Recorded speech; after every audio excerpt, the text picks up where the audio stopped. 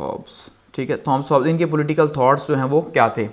आप यहाँ पे इनकी ज़रा फेस देखिए, चेहरा देखिए किस तरह से गुस्से में और क्या परेशानी का आलम बना हुआ और किस तरह से जो है मुंह बनाया हुआ है थॉमस हॉब्स ने।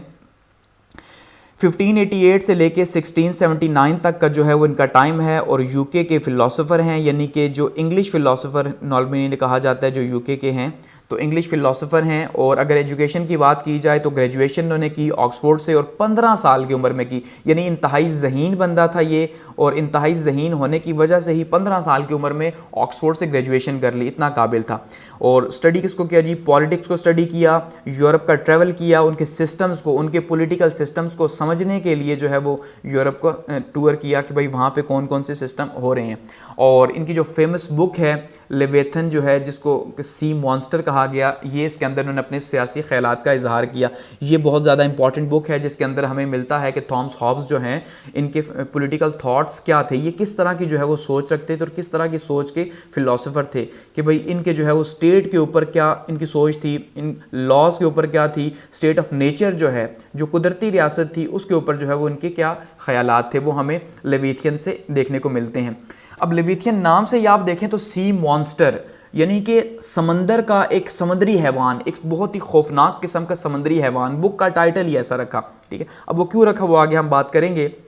अच्छा, मोनार्की जो है उसको कहा जी बेस्ट फॉर्म ऑफ गवर्नमेंट है, यानी कि थॉमस हॉब्स के करीब जो बादशाहत है, बादशाहत सबसे अच्छी जो है वो फॉर्म ऑफ गवर्नमेंट है। क्यों कि जैसे हमने कहा सी मॉन्स्टर के मानते हैं, ताकत को जो मानते हैं कि हुक्मरान के पास ताकत होनी चाहिए, लामहदूद ताकत होनी चाहिए आवाम को क्रश करने की, तो उस वजह से फिर वो तभी हो सकती है जब मोनार्की हो, यानी बादशाहत हो, एक शख्स हो।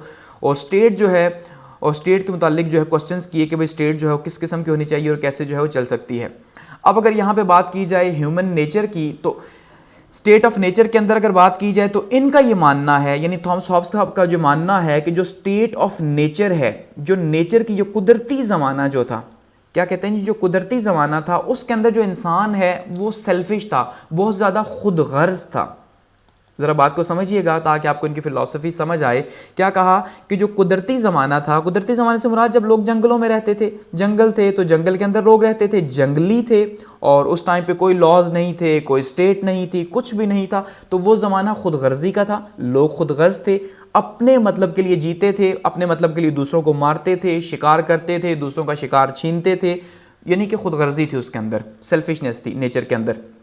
स्टेट ऑफ नेचर जो थी वो वॉर में थी। अब क्योंकि खुदगर्जी थी तो इसका मतलब जो है वो एक दूसरे से झगड़ रहा है, दूसरा दूसरे से झगड़ रहा है, दूसरा दूसरे से, तो आपस में उस टाइम पे झगड़ा था स्टेट ऑफ नेचर के अंदर। तो जब स्टेट ऑफ नेचर के अंदर झगड़ा था तो इसका मतलब वो वॉर का ज़माना था, स्टेट ऑफ नेचर का, जंग का ज़माना था। क्यों जंग का ज़माना था? क्योंकि हर एक को अपने राइट्स जो है, अपने हुकूक छीनने पड़ते, अपना खाना छीनना पड़ता, हर चीज़ छीननी पड़ती, ये मानते हैं थॉमस हॉब्स साहब। तो जो लॉज हैं नेचर के, लॉज ऑफ नेचर कुछ भी नहीं थे।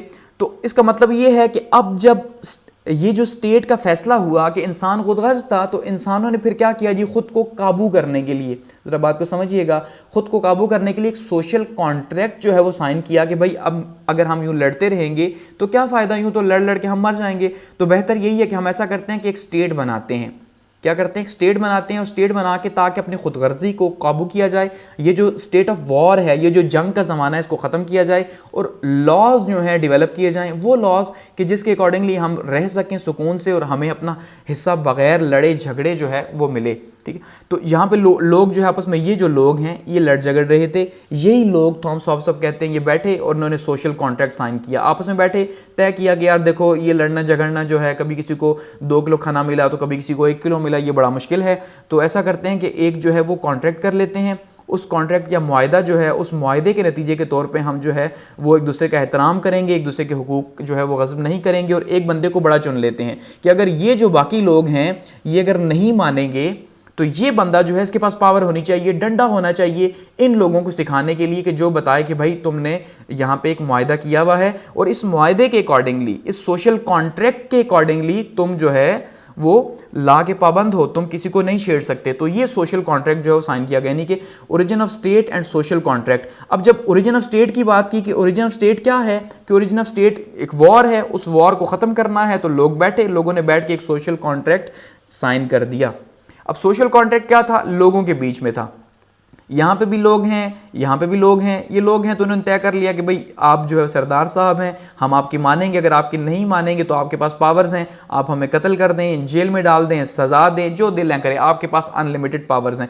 वो थॉमस हॉब्स साहब कह रहे हैं, ठीक है। अब यहाँ पे आपको समझ आएगी कि इस बंदे ने क्यों कहा भाई लेविथिया के अंदर सी मॉन्स्टर कि भाई ताकत जो है उसका इस्तेमाल करना चाहिए, क्योंकि इंसान सेल्फिश है। तो अगर सेल्फिश है इंसान, कहीं खुदगर्ज है, तो जो बंदा हुक्मरान है उसके पास अनलिमिटेड पावर होनी चाहिए एक सी मॉन्स्टर की तरह की, कि इन खुदगर्ज लोगों को कंट्रोल करने के लिए। अब ये इस बंदे के ख्यालात थे, थॉमस हॉब्स साहब के ख्यालात थे। और सोवरेनिटी का कहा कि सोवरेनिटी के ऊपर भी बात की।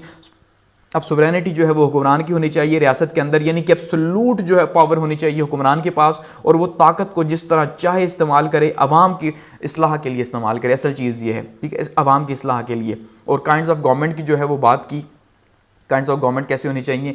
लाइफ के ऊपर इस बंदे के जो व्यूज़ थे उससे आपको अंदाज़ा होगा कि ये बंदा जो है क्यों कहता है कि सी मॉन्स्टर जो है, यानी कि समंदर का जो एक बड़ा जो है वो जंगली जानवर जो है समंदर का, उसकी ताकत जो है वो इस्तेमाल की जाए।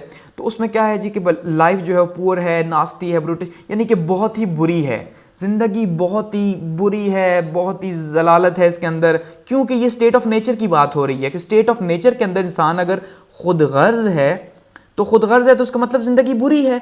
तो अगर ज़िंदगी बुरी है तो इसका मतलब अब भी ये इंसान की नेचर के अंदर है कि वो बुरा है। तो उसको काबू करने के लिए ताकत जो है वो चाहिए, और ताकत इतनी चाहिए कि भाई इंसान जो है वो काबू में रहे और अपने जो है गलत जो है काम जो करना चाहता है वो ना करे, उस ताकत की वजह से जो उसके ऊपर इस्तेमाल हो।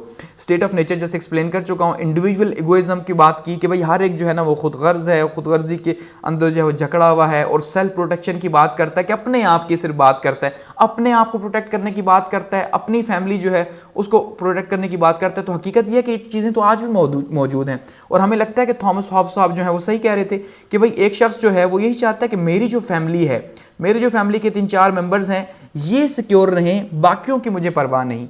ऐसे ही अगर कहीं बाहर गोलियां चल रही होंगी तो आप देखेंगे लोग अपने आप को घरों में महसूर कर लेंगे, अपनी फैमिली की केयर करेंगे, उन्हें फ़ोन कॉल्स कर करके पूछेंगे कि हाँ भाई तुम ठीक हो। तो इसका मतलब हकीकत में लोग खुदगर्ज ही हैं। तो उनकी खुदगर्जी जो है ना, इसका मतलब वो फ़ायदा उठाएंगे। आप देखें कि लोग क्या क्या करते हैं, चोरी करते हैं, डाके डालते हैं, तो उनको फिर काबू करने के लिए फ़ोर्स तो जो है वो फिर यूज़ होती है। ये एक इमोशन है, फोर्स यूज़ होती है। तो सोशल कॉन्ट्रैक्ट की बात कर चुके हैं, स्टेट वर्सेस पीपल। क्या पहले लोगों ने जो है क्या किया, अब यहाँ पे आपको समझना है, लोगों के बीच में सोशल कॉन्ट्रैक्ट था, लोगों ने एक हुकूमत चुनी थी। अब हुकूमत होगी तो हुकूमत के बीच में और लोगों के बीच में सोशल कॉन्ट्रैक्ट बन गया। हुकूमत ने ये कहा, वो जो हुक्मरान थे वो हुकूमत हो गई, तो उस हुकूमत ने ये कहा कि भाई बात ऐसी है कि अब आपने अगर मुझे बड़ा चुन लिया है तो अब ये ख्याल करना कि अगर आप मेरी बात नहीं मानोगे, यानी स्टेट की बात नहीं मानोगे, लॉज को फॉलो नहीं करोगे, तो आपकी खैर हरगिज़ नहीं होने लगी। ठीक है। और एक एग्जांपल दी, बड़े मज़े की एग्जांपल है कि लॉन्ग लिव द किंग। ये ईरान की एक एग्जांपल दी गई कि भाई बादशाह के पास ताकत क्यों होनी चाहिए। इस बात का आंसर किया गया थॉमस हॉब्स साहब ने कि भाई बादशाह के पास ताकत क्यों होनी चाहिए। कहा बात ऐसी है कि पुराने ज़माने में जो ईरान था, ईरान के अंदर जब कोई बादशाह जो है वो मर जाता, ईरान का स्लोगन है लॉन्ग लिव द किंग, कि बादशाह भाई उसको लंबी ज़िंदगी मिले, अल्लाह उसको लंबी ज़िंदगी दे। तो जब एक बादशाह ईरान के अंदर मर जाता है, एक एग्जांपल दी, तो उस टाइम पे क्या होता, 3 दिन तक नया बादशाह अपॉइंट ना होता, और ये इजाज़त होती लोगों को कि 3 दिन तक कोई लॉज नहीं है, कोई जो है रेगुलेशंस नहीं, जो दिल आपका करो, लूट मार करो, जैसे मर्जी करो, असमत दरी करो, छेड़ो, जैसे मर्जी आपका जो मर्जी करना करो, कोई पुलिस नहीं, कोई फोर्स नहीं, कोई आपको नहीं रोकेगा, क्योंकि बादशाह मर गया और नया बादशाह 3 दिन बाद अपॉइंट होगा। तो ये 3 दिन इतने गजबनाक होते कि स्टेट की सत्यानाश हो जाती।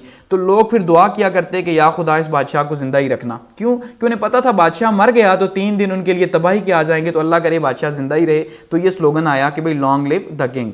तो ये एग्जांपल थॉमस हॉब्स साहब ने दी, इसलिए कहा कि बादशाह को जिंदा रहना चाहिए, उसके पास पावर होनी चाहिए। ठीक है। और सोवरेनिटी जो है वो स्टेट की होनी चाहिए और वो फोर्स यूज़ कर सके लॉज को इम्प्लीमेंट करने के लिए। तो ये कुछ ख्यालात हैं थॉमस हॉब्स साहब के, जो कि बहुत से लोग आप में से इससे एग्री करेंगे और बहुत से डिसएग्री करेंगे, क्योंकि हकीकत में हमें नज़र आता है कि जो बातें थॉमस हॉब्स कह रहे हैं वो सोसाइटी के अंदर मौजूद हैं। खुदगर्जी मौजूद है, ईगोइज्म मौजूद है, और उनको काबू करने के लिए लॉज जो हैं वो उनको इन्फोर्स करना ज़रूरी है। आप देख लें क्या हो रहा है सोसाइटी के अंदर। आगे बात करते हैं political thoughts of John Locke. ठीक है जी, जॉन लॉक साहब की बात करते हैं कि